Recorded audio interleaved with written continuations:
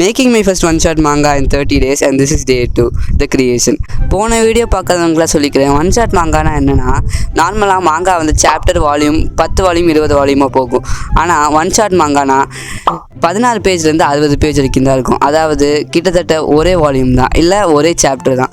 போன வீடியோ என்ன பண்ணோம், நம்ம ஸ்டோரி என்ன, நம்ம ஸ்டோரியை ப்ரிப்பேர் பண்ணோம். இந்த வீடியோ என்ன பண்ணுவோன்னு சொல்லியிருந்தேன்னா, நம்ம வந்து கேரக்டர் ஸ்கெட்ச் பண்ணுவோன்னு சொல்லியிருந்தேன். ஆனால் அதுக்கு முன்னாடி நம்ம கேரக்டர் செஞ்சு அந்த கேரக்டர் ஸ்டோரிக்குள்ளே போடுறத விட ஸ்டோரியில் இருக்கிற கேரக்டரை ஸ்கெட்ச் பண்ணலாம். அதனால தான் என்னோடய ஸ்டோரியை நான் இன்னைக்கு காலையில் ஃபுல்லாக ப்ரிப்பேர் பண்ணியிருக்கேன். அதாவது ஸ்டோரி வந்து கிட்டத்தட்ட 24 பேஜ் வருது. அதில் மெயின் கேரக்டர்ஸ்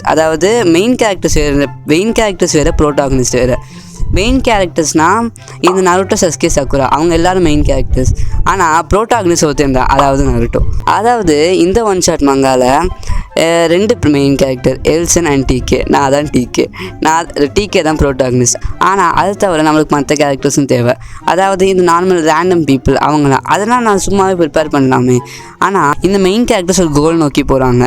அந்த கோலை அச்சீவ் பண்ணுறதுக்காக நடுவில் கொஞ்சம் டிஸ்ட்ராக்ஷன்ஸ்லாம் வரும்ல, அந்த கேரக்டர்ஸ் தேவை.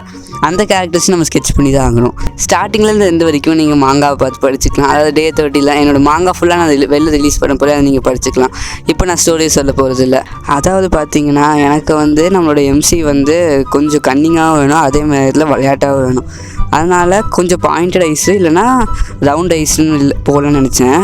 ஆனால் ரெண்டுத்தையும் போயிட்டேன் எப்படி, அதனால் ரெண்டுத்தையும் போயிட்டேன்.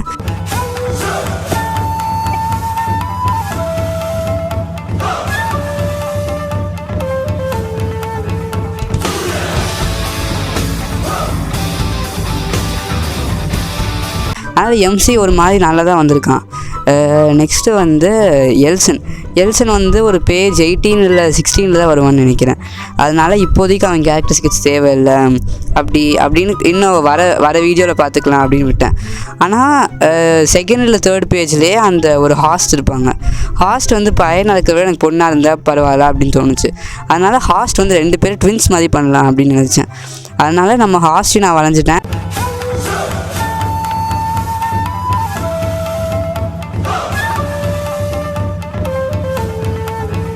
இதோட டே 2 முடிஞ்சுது. கேரக்டர் ஸ்கெட்ச் தான் பண்ணுறோன்னு சொல்லியிருந்தோம் டே 2ல்.